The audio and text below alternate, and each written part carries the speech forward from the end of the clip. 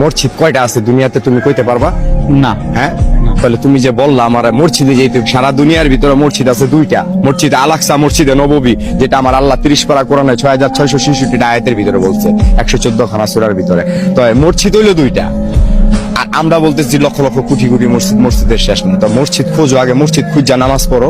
মানুষ দেখা এমন ইমাম, যে ইমামের পিছনে নামাজ পড়তে হইব, যে বেতনভুক্তদারির পিছনে কোনোদিন নামাজ হবে না।